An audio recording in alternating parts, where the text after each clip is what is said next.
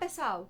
Hoje eu vim conversar um pouquinho com vocês a respeito das minhas leituras do mês de novembro. Mas antes da gente começar a falar dos livros, eu já queria pedir para você deixar o seu like aqui nesse vídeo. Isso é muito importante, ajuda muito com o crescimento do canal e a divulgação do vídeo. E se inscrever caso você ainda não seja inscrito. E vale a pena lembrar que estamos na reta final do sorteio de 2 vale-compras para o site da Amazon. A gente está sorteando então um vale-compras no valor de R$300 e outro no valor de R$100. O sorteio acontece no dia 15/12 e o link para se inscrever tá aqui embaixo na descrição desse vídeo.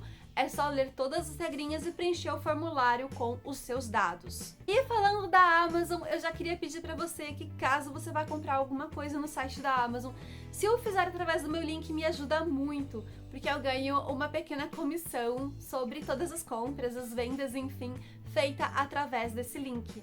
Bem, a minha meta do mês de novembro, ela foi composta por basicamente livros que eu tinha emprestado do Kindle Unlimited, e-books então que estavam no meu Kindle. E 2 livros físicos, que é um da minha meta anual e outro o da tag inéditos.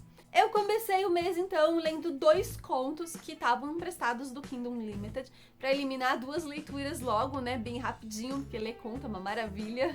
E o primeiro deles foi A Última Feiticeira de Florença, da Carol Kiovato, mesma autora de Porém Bruxa, um dos meus favoritos do ano. E aqui a gente vai ser jogado em uma época medieval, uma época em que os inquisidores eles estavam então caçando mulheres acusadas de bruxaria. Só que essa bruxa que eles vão pro meio da floresta caçar, ela tem o poder de se transformar em uma fumaça negra. E ela vai matando e vai trucidando os homens que estão caçando ela.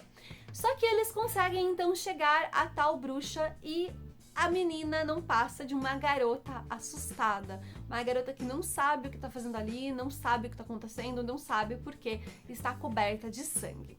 Obviamente que eles não acreditam, mas ainda assim um deles fica bastante em dúvida e eles levam essa garota para os calabouços do castelo para ser interrogada.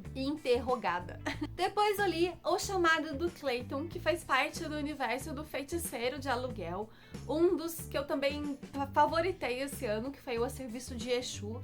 Esse universo do Jean Gabriel Álamo, ele tem o A Serviço de Exu, que eu considero a história principal, por ser uma noveleta, por ser uma história um pouco mais longa, e depois ele tem vários contos que se passam nesse mesmo universo, com esse mesmo personagem principal, e que vão relatando outras aventuras que ele vai tendo. Eu vou deixar aqui nos cards o vídeo que eu fiz falando um pouco mais dessa leitura, para vocês entenderem um pouco mais como é que funciona esse universo, essa fantasia urbana. Mas aqui então o nosso bruxo Iago, ele vai viajar para o Espírito Santo a pedido de um pai que está desesperado porque o filho adolescente estaria mexendo com magia negra. Essa história, ela fala muito, ela faz muitas críticas e ela fala muito a respeito do Lovecraft e dos livros dele, do fato dele ser racista e tudo mais. E aí, então, eu peguei pra ler Ana Vestida de Sangue, da Kendare Black, acho que é assim que fala o nome da autora, não tenho certeza. E esse livro, ele foi uma grata surpresa. Eu já comecei a leitura com um pouco de ansiedade, assim, porque o Edu do canal Lucky Fishes tinha acabado de ler e ele tinha gostado bastante, então eu tava bastante ansiosa pra ler. E esse livro me surpreendeu bastante, como eu falei. Ele tem várias cenas em que o personagem principal, ele tá caçando espíritos, e essas cenas, elas são bem puxadas pro terror, elas são bem sanguinárias, assim, até um pouco gore, eu diria. E eu gostei demais dessas descrições. Aqui, então, a gente vai conhecer o Cass, que é um jovem adolescente, e ele e a mãe dele vão mudando sempre de cidade em cidade em busca de espíritos. Cass herdou do pai dele esse dom de matar os mortos após a vida dos mortos, após a morte, matar os espíritos, enfim. Toda vez que o espírito está causando algum tipo de problema para os vivos, né, ele acaba virando um poltergeist aí muito raivoso e acaba até causando mortes dos vivos. Ele vai então e elimina esse espírito. Só que ele chega nessa cidade para resolver o problema da Annie. A Annie seria uma jovem que foi assassinada há muito tempo atrás. Só que a Annie, ela acaba se mostrando um espírito um pouco diferente do que o Cass estava acostumado. Apesar de ele já ter lidado com espíritos que estavam cientes que estavam mortos, né, que eles estavam cientes ali que eles não estavam mais vivos, a Annie é muito lúcida. E além de ser muito lúcida, ela é acometida por uma raiva gigantesca. Ela perde totalmente o controle toda vez que alguém adentra a sua residência, a sua casa. E aí ela acaba então esquartejando essa pessoa e ela coleciona ali no porão da casa uma boa centenas de vítimas.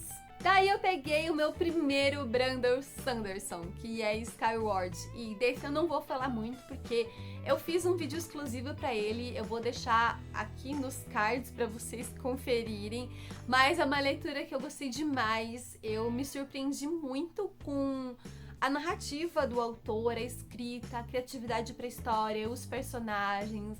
Eu gostei muito e aí eu finalmente entendi, né, por que as pessoas falam tanto desse autor. E daí eu peguei pra ler O Jardim de Bronze, do Gabriel Malajovic, que é um autor argentino. Essa aqui é a edição da Tag, ele veio pela Tag Inéditos no mês 11 e ele é um livro que já virou série. Ele tem 2 temporadas na HBO. Felizmente não foi uma leitura 5 estrelas, não foi uma leitura favoritada.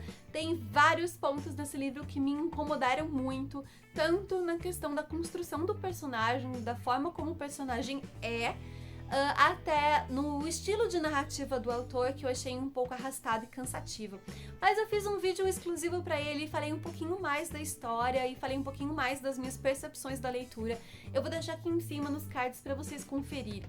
E por fim eu peguei pra ler então O Aprendiz, que é o primeiro livro da série Conjurador, do autor Taran Mataru, acho que é assim, Taran Mataru, não sei se estou pronunciando certo, provavelmente não.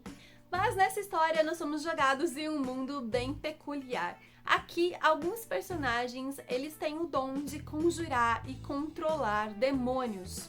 E eles usam esses demônios como parceiros de batalha, mais ou menos como pokémons. Bem, aqui o nosso personagem principal, ele acaba conjurando um demônio salamandra por engano.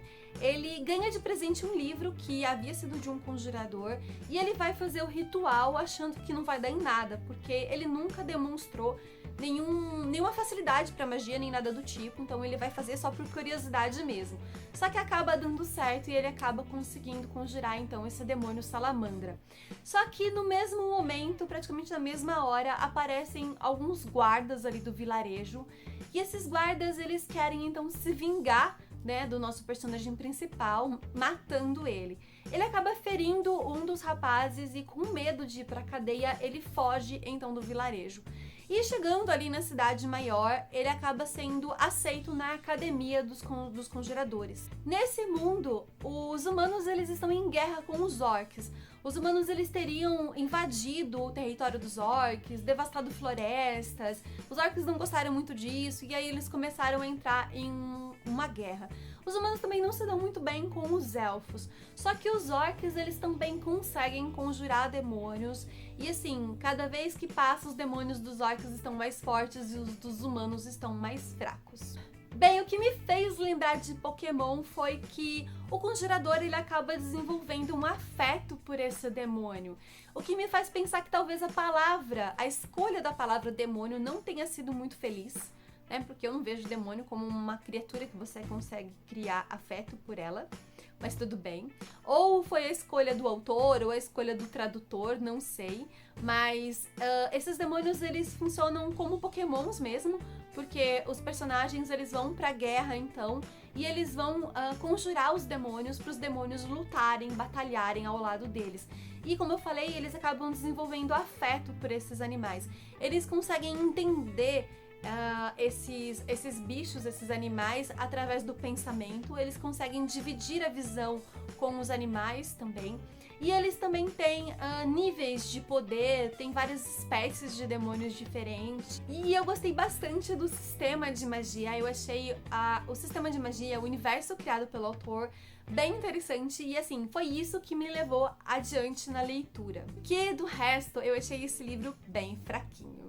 O que acontece é que ele segue uma receitinha de bolo. Primeiro a gente tem a jornada do herói, que é o personagem órfão, que nunca foi bom em nada, e de repente ele recebe então uma espada muito boa, um animal muito raro, um poder muito grande, e aí ele vai precisar aprender a lidar com isso para poder ser o salvador da guerra. E toda vez que o personagem ele precisa de alguma coisa, aparece alguém que tem aquela coisa e que pode ajudar ele.